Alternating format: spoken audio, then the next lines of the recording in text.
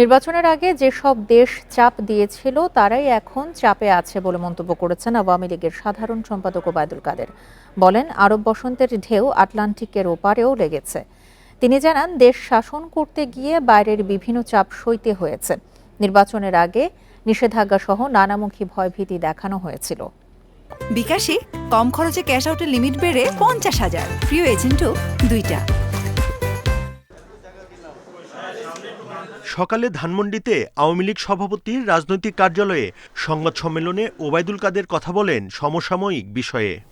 যে বেগম জিয়ার সরকারের ওপর এখনও দেশি বিদেশি চাপ রয়েছে ও ষড়যন্ত্র চলছে বলে উল্লেখ করে এসব ষড়যন্ত্র রুখতে দলের সবাইকে আরও সংগঠিত হওয়ার আহ্বান জানান।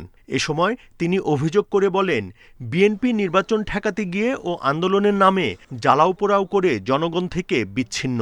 মাঠের রাজনীতি নয়, দলটি এখন বিবৃতি সর্বস্ব রাজনীতি করছে বলেও উল্লেখ করেন তিনি। বিএনপি নিজেরাই এখন বিভক্ত, তাদের দলের বহুদিন ধরে কাউন্সিল নেই, তাদের ঘরোয়া রাজনীতি বলতে গেলে ঝিমিয়ে পড়েছে, নেতা মিল নেই। কর্মীরাও দল আবারও ক্ষমতায় আসবে এ ধরনের আশাবাদ নেতারা ব্যক্ত করলো, কর্মীরা এই আশা কারণ দেখছে না এবং কর্মীরাও হতাশ হয়ে পড়েছে।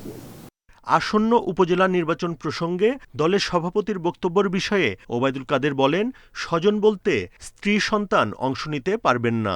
জানান, দলীয় এমপি মন্ত্রীরা প্রশাসন ও নির্বাচনকে কোনো রকম প্রভাব বিস্তার যেন না করেন, সেই বিষয়টি দেখা হবে। স্বজন প্রীতি কোনো অবস্থাতে এটাকে প্রশ্রয় দেব না, এটা আপনারা বাস্তবে দেখবেন।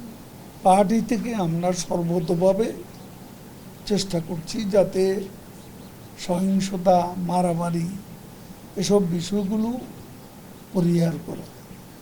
আওয়ামী লীগের ৭৫ বছর পূর্তি উপলক্ষে কেন্দ্র থেকে ওয়ার্ড এমনকি ইউনিয়ন পর্যায়েও ব্যাপক কর্মসূচি নেওয়া হবে বলেও জানান দলের সাধারণ সম্পাদক। প্রধানমন্ত্রী শেখ হাসিনা উদারতা। Buddhadeb Kundu, independent news, Dhaka.